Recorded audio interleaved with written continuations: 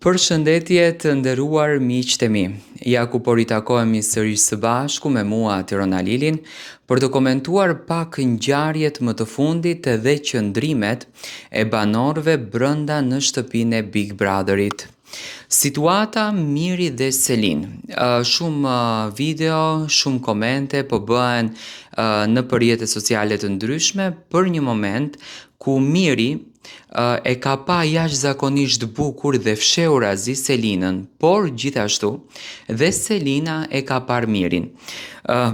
Ngjarja ka ndodhur natën e mbrëmshme, Selina ka qenë e shtrirë tek divani i Lori kafes, Miri ka qenë i ulur tek cepi i divanit në dhomë dhe kanë parë njëri tjetrin, por me shikime që në fakt publiku i ka marrë si shikime provokuese. Fillimisht unë them njëherë që emocionet e tyre, ndjesitë e tyre, se sado që ta kenë patur për lojë, unë besoj që kanë krijuar emocione shpirtërore, kanë krijuar pasione, nuk janë gjëra që mund të harohen apo mund të anashkalohen shumë thjesht.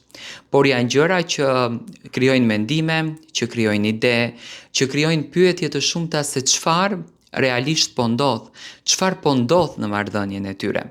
Dhe pikërisht kjo ngjarje ka ngritur pikpyetje, a është vërtet ndarja, kjo krisja që Selina ka bërë me Mirin, apo është një diçka e sajuar vetëm e vetëm për të arritur qëllimin e tyre në përprajme dhe në finale. Unë nuk e besoj që është diçka e sajuar, kjo që në fakt Selina dhe Miri po përjetojnë. Mendoj që Selin ishte ajo e cila u largua nga Miri sepse mori goxha informacione nga jashtë edhe nuk dëshironte në asnjë mënyrë që të humbën mundësinë për reflektim.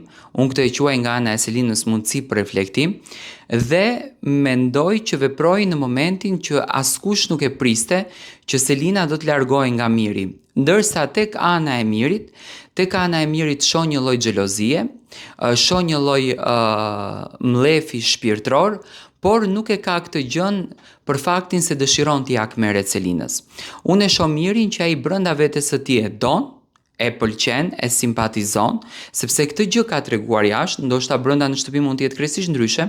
Unë komentoj atë që ne shohim jashtë dhe mund të jetë fakti që këto të dy, domethënë, i kanë ndjesit, por nuk i tregojnë dot për publikun apo nuk i tregojnë dot për banorët, sepse kanë frikë këtë pjesën e paragjykimit. Dhe shikimet brenda asaj shtëpie, për mendimin tim janë shumë normale. Nuk është se janë gjëra që nuk duhet të ndodhin, sepse ato aty janë dhe s'kan ku ikin, por shikimet pak si me bishta të syrit lën për të kuptuar për raportin e tyre.